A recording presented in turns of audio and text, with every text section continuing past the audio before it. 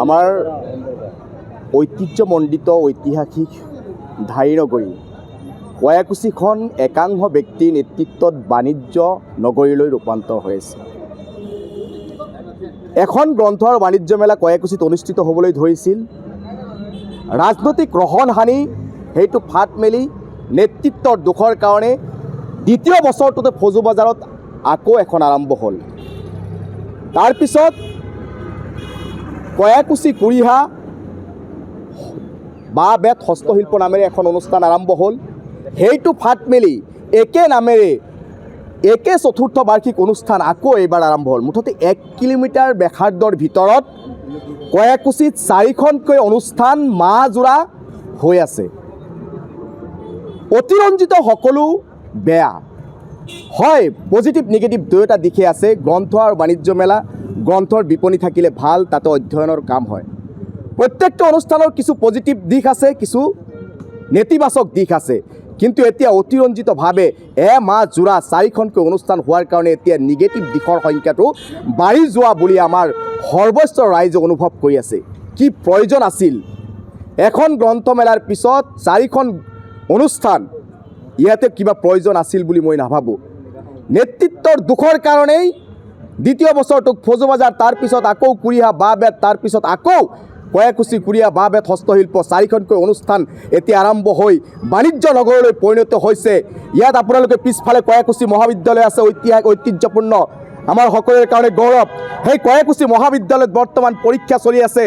অহাকালিৰ পৰা 1st চেমৰ 5th চেমৰ পৰীক্ষা আৰম্ভ হ'ব। এই গোটেই মাহজোৰা বিভিন্ন ছেমিষ্টাৰৰ পৰীক্ষা আৰম্ভ হ'ব। 25 তাৰিখৰ পৰা প্ৰি টেষ্ট HLC মানে 10ৰ ছাত্ৰ ছাত্ৰীৰ প্ৰি টেষ্ট আৰম্ভ হ'ব।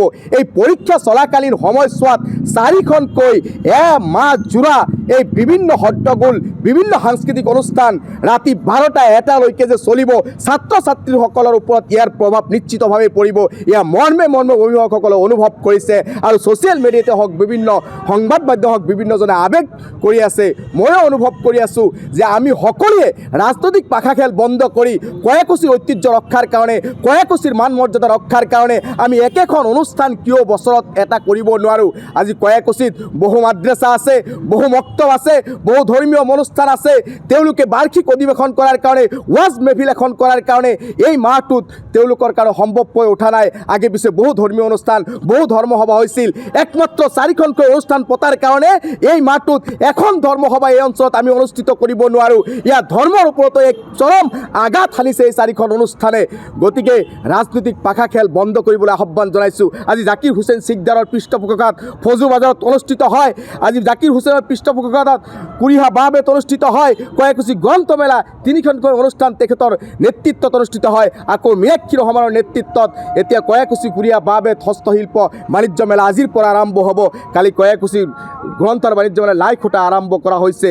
গতিকে আমি এটা কথাই আপোনালোকক কৈছোঁ যে আমিতো দেখিবলৈ নাপাওঁ বিধায়ক জাকিৰ হুছেইন চিকদাৰৰ নেতৃত্বত কেতিয়াবা ডি ভোটাৰৰ সমস্যা সমাধানৰ কাৰণে গণসমাৱেশ পতা পৰিলক্ষিত আমাৰ হোৱা নাই। NRCৰ সমস্যা সমাধানৰ কাৰণে গণসমাৱেশ কিয় পাতিব নোৱাৰে আমাৰ নেতাসকলে?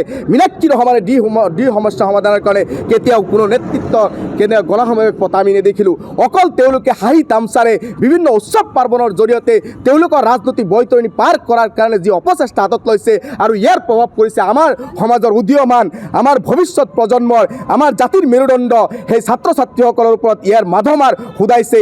এমাহ জোৰা যেতিয়া মাইকৰ শব্দৰে পঢ়া টেবুলত এজন ছাত্ৰ বা এজন ছাত্ৰীয়ে কেনেকৈ এই মাহটো অধ্যয়ন কৰিব আৰু কেনেকৈ পৰীক্ষা হলত বহি তেওঁ লিখিব, এইটো এটা প্ৰশ্নবোধক চিহ্ন হৈ পৰিছে। গতিকে এই অৰি ৰাজনৈতিক পাখা খেল বন্ধ কৰাৰ কাৰণে আহ্বান কৰিছোঁ। সকলো ৰাজনৈতিক দলৰ আজি ভক্তদ্ৰৱত এক আদৰ্শৰ পৰিচয় দিছে। তাতে কমিটিত দেখিছোঁ AUDFৰ মানুহ, কংগ্ৰেছৰ মানুহ, সকলো মানুহ একত্ৰিতভাৱে সকলোৱে একেলগে এটা অনুষ্ঠান কৰে। কিয় আমি কয়াকুছিত এখন অনুষ্ঠান কৰিব নোৱাৰোঁ? কিহৰ ৰাজনীতি? ধৰ্ম মানে গ্ৰন্থ আৰু বাণিজ্য মেলাৰ নাম লৈ উৎসৱৰ নামত কিহৰ ৰাজনীতি? আমি সকলোৱে একত্ৰিতভাৱে কয়াকুছিৰ মান মৰ্যাদা বিশ্বৰ দৰবাৰত তুলি ধৰাৰ কাৰণে এখন অনুষ্ঠান গৰ্জিয়াছলি ডাঙৰকৈ আমি কিয় কৰিব নোৱাৰোঁ? নেতাসকলে কি আৰম্ভ কৰিছে? সাধাৰণ জনতাক লৈ, ছাত্ৰ ছাত্ৰীক লৈ কি আৰম্ভ কৰিছে? গতিকে নেতাসকলে এইটো ছাত্ৰ ছাত্ৰীৰ ওপৰত মূৰত ৰাম টাঙো সুদাইছে। ধৰ্মীয় উৎসৱ আমি পাতিব নোৱাৰোঁ এই মাহটোত।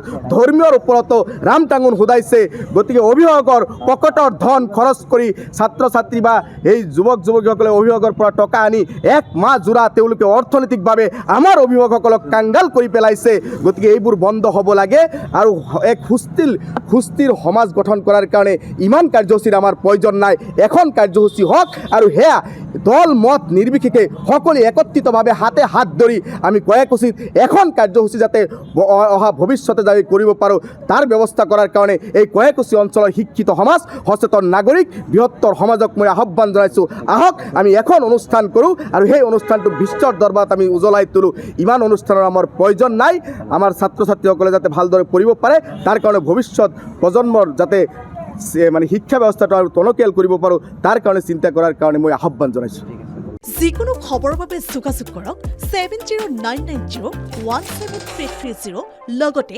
7099017110 নম্বৰত